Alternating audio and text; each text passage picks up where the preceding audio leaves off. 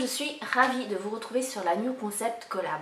Alors cette semaine c'est le sujet tabou et pour le coup le sujet qu'on va traiter est plus un sujet de société, un sujet dont on parle assez souvent plutôt qu'un sujet tabou, mais vu que dans cette section, cette thématique de vidéo, on inclut un petit peu les sujets de société, les sujets de tabou, les sujets qui nous trottent dans la tête en ce moment, donc voilà, il est parfaitement à sa place. Et de quoi je vous parle? Eh bien c'est du bio. Oui, on va traiter cette semaine du bio dans son ensemble, puisque les questions et les directions à suivre sont quand même assez larges. Ça va être une vidéo quand même très complète. Je vais essayer de vous faire ça de façon assez concise et travaillée et claire. C'est pour ça que j'ai à nouveau toutes mes petites fiches. Donc j'espère ne pas trop m'éparpiller et on démarre tout de suite.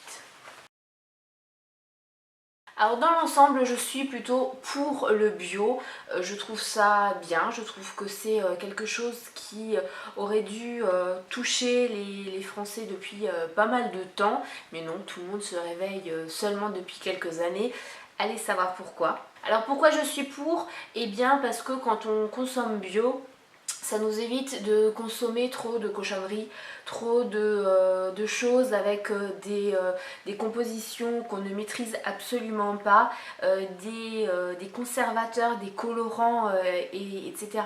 On ne sait même pas réellement ce que c'est. Donc c'est vrai que consommer bio, ça nous permet vraiment d'avoir une transparence par rapport à la composition et à ce qu'on mange. Forcément, ça amène une alimentation plus saine. Et au niveau de la santé, il a été montré dans les études que les personnes qui consommaient uniquement bio avaient moins de soucis de santé, il y avait moins de cancer et des choses comme ça. Je ne dis pas que quand on consomme bio, on sera toujours en bonne santé, mais apparemment c'est ce que les chercheurs en ont conclu.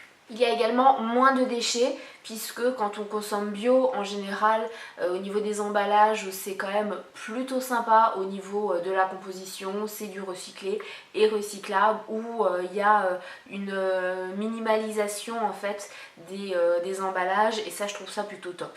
Du coup, vu que je viens de vous parler des emballages, on va forcément parler de la planète. Et pourquoi encore je suis pour le bio? Parce qu'on n'a qu'une planète. On ne peut pas en changer une fois qu'elle n'est plus correcte, une fois qu'elle ne convient plus. À part si on souhaite aller sur Mars, mais ça c'est pas encore gagné, le teint vert ne me va pas. Non, j'ai essayé avec le tuto d'Halloween Avatar, c'est pas top. Alors je voudrais quand même faire une petite mise au point par rapport à cette vidéo. C'est vrai que j'aurais pu la faire en début de vidéo, je ne la fais que là, c'est pas grave. Tout ce que je vais dire c'est en général. C'est pas du tout pour la totalité des produits bio, pour la totalité des personnes qui ont une exploitation bio, puisqu'il y a toujours des dérives, il y a toujours des personnes qui en abusent, il y a des commerces et des commerçants qui eh bien, jouent sur le mot bio et qui vont vous vendre des produits qui ne sont absolument pas bio, mais voilà, il y a marqué bio dessus, donc ça vous fera acheter en toute confiance. Et donc voilà, je voulais juste faire le point et vous rappeler que ce que je dis c'est pour la majorité des produits et des cas, mais pas pour la totalité. Pour ce point-là, j'ai décidé de vous prendre point par point, donc commencer par les cosmétiques et les soins et ensuite la nourriture et les boissons. Alors pour les cosmétiques et les soins, moi ce que j'en pense au niveau du bio, c'est que c'est très bien. Je me suis mise au bio, en tout cas au naturel, plus au naturel qu'au bio, parce que tout simplement pour l'instant je n'ai pas encore trouvé des produits qui étaient adaptés à mes besoins, etc. Mais je trouve ça vraiment très bien parce que ça nous évite tout simplement de mettre tout et n'importe quoi sur notre peau, d'avoir des réactions au niveau de notre peau, et je sais de quoi je parle. Ma peau se porte beaucoup mieux depuis que j'utilise des produits naturels et bio, et surtout ça nous évite de mettre des résidus d'animaux morts sur la face. C'est toujours mieux. Pour ce qui est de la nourriture et des boissons, je suis aussi pour en règle générale, tout simplement parce que quand on mange du bio ou quand on mange des produits qui sont quand même correcte au niveau de la composition. Ça nous permet déjà de savoir ce qu'on mange, de savoir en général d'où ça vient, puisque ce qui est bio, si vous allez chez votre primeur ou dans un magasin bio près de chez vous, il y a souvent des produits locaux, donc vous savez d'où ça vient, vous connaissez aussi peut-être les producteurs, et puis on est en meilleure santé aussi, il ne faut pas se leurrer, puisque manger que des choses préparées, finies avec des édulcorants, avec des conservateurs et je ne sais quoi d'autre dedans, forcément ce n'est pas bon pour la santé. Donc vous l'aurez compris, pour ce qui est de mon avis concernant que ce soit en cosmétique ou au niveau alimentaire, eh bien je suis plutôt pour. Alors non, pas du tout. Moi je trouve que c'est totalement injustifié d'appliquer des prix beaucoup plus élevés pour certains produits par rapport aux produits non bio et non naturels. Tout simplement parce que eh bien, il n'y a pas de raison que ce soit plus cher. Ça devrait être justement moins cher et je vous explique ça tout de suite. Un des points pour lesquels les produits bio devraient être moins chers, c'est tout simplement par rapport à la conservation et à la façon dont le produit va vous être amené. Puisqu'au niveau de l'emballage, normalement, il y a moins d'emballage, il y a moins de conservateurs dedans, il y a moins de traitement au niveau du produit entre le produit une fois qu'il est, à partir du moment où il est récolté et le moment où il vous est proposé en magasin, il y a beaucoup moins de traitements chimiques qui sont faits, donc ça devrait être moins cher puisqu'il y a moins de choses coûteuses entre ces deux moments-là. Et puis surtout ce que je ne trouve pas normal, c'est que les gens ont encore en tête, et c'est souvent le cas, donc voilà, c'est logique qu'ils pensent quand même encore comme ça. Dans beaucoup de villes et beaucoup d'endroits en France, les produits bio sont beaucoup plus chers de toute façon, peu importe sur quel produit on s'oriente.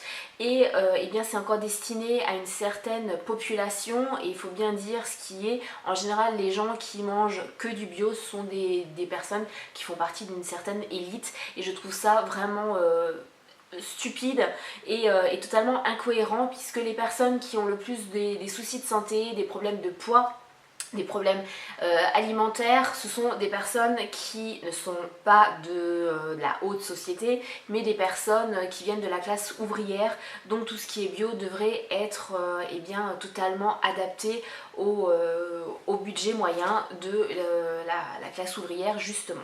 Alors j'ai dit que c'était dans la plupart des régions de France. En ce qui concerne notre région, et en tout cas là où nous on habite, on a la chance d'avoir justement des produits bio qui ne sont absolument pas plus chers et qui sont même moins chers que les produits normaux non bio. Donc c'est vrai que nous on a cette chance là, et puis quand on essaye de s'organiser et qu'on prend un peu de temps pour faire certaines choses soi-même, eh bien ça nous revient beaucoup moins cher.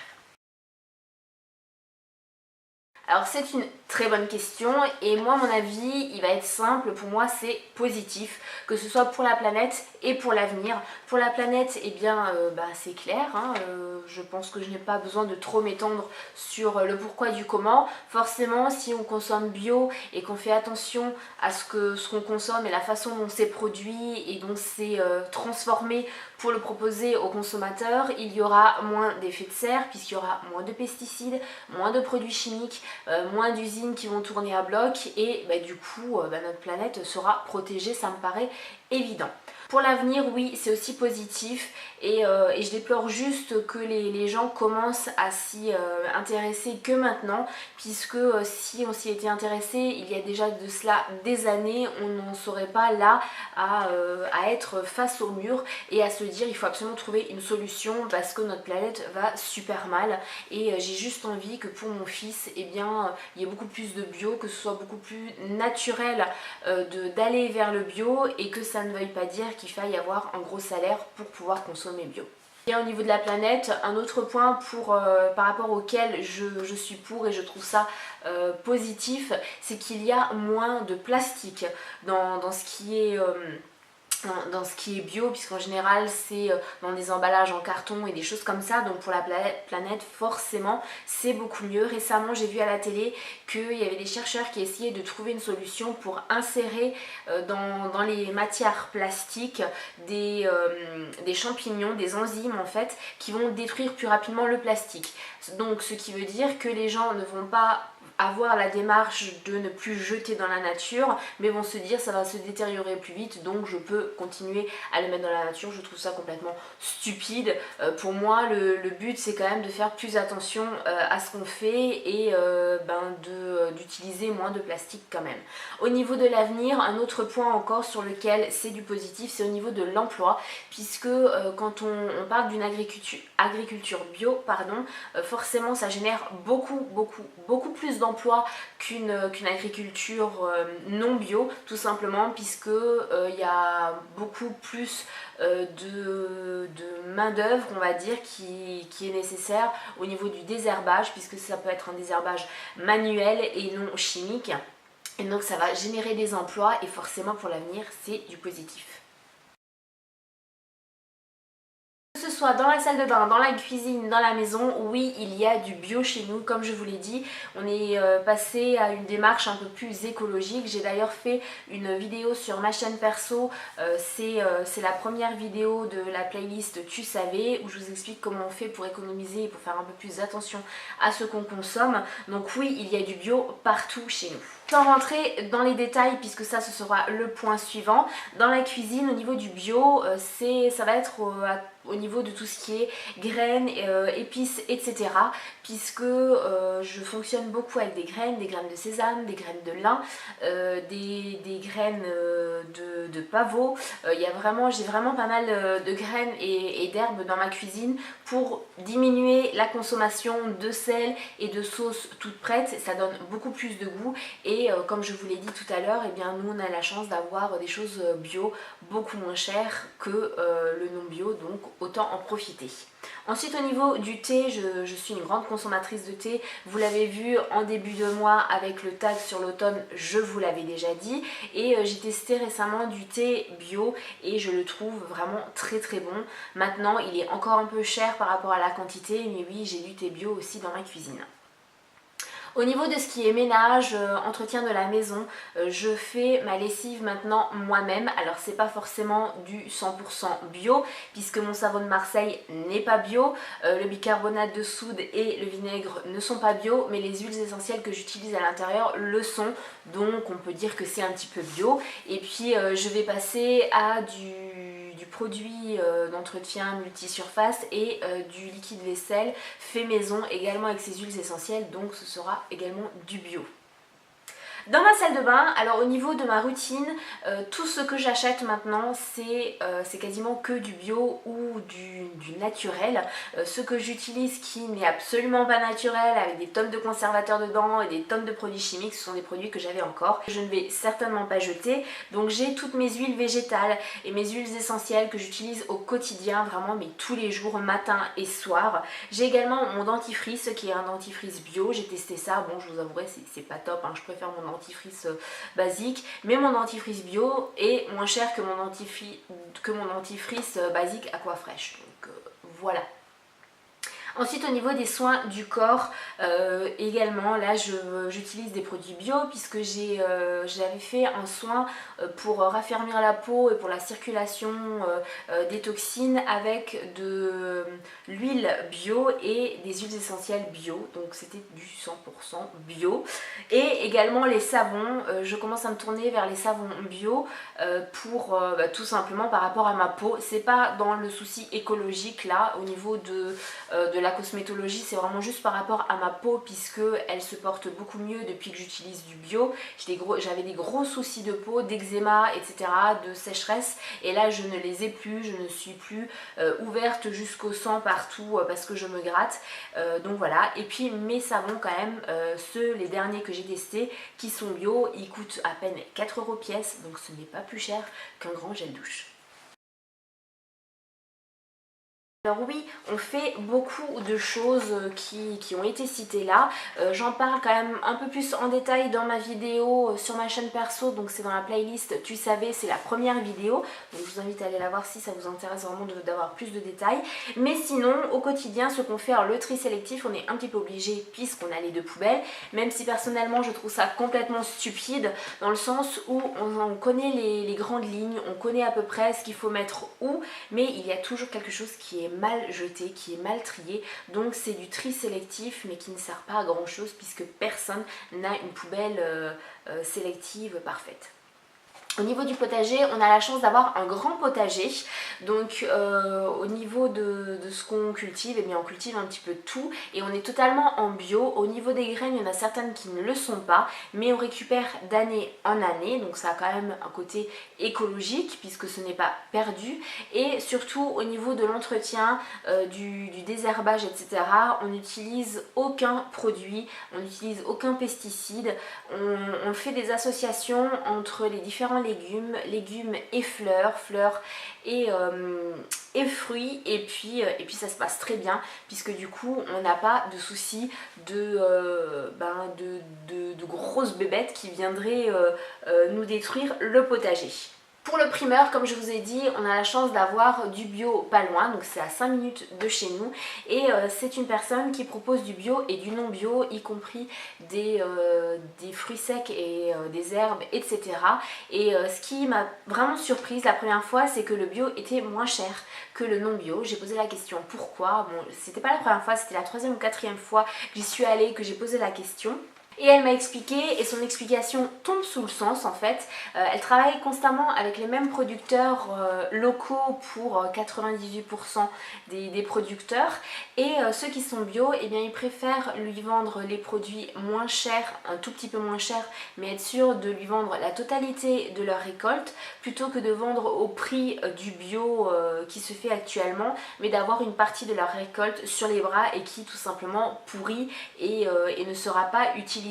Donc comme je vous l'ai dit, ça tombe sous le sens. Nous on a la chance du coup d'avoir du bio au niveau des fruits et des légumes. Et récemment j'ai pris des tomates au supermarché en filet et j'ai été tout simplement dégoûtée. Elles n'avaient absolument aucun goût, elles n'étaient pas rouges, elles étaient à peine mûres, elles étaient absolument pas juteuses, l'intérieur était vert et surtout elles ont pourri en moins d'une semaine, alors que ça n'est jamais arrivé avec mes tomates bio.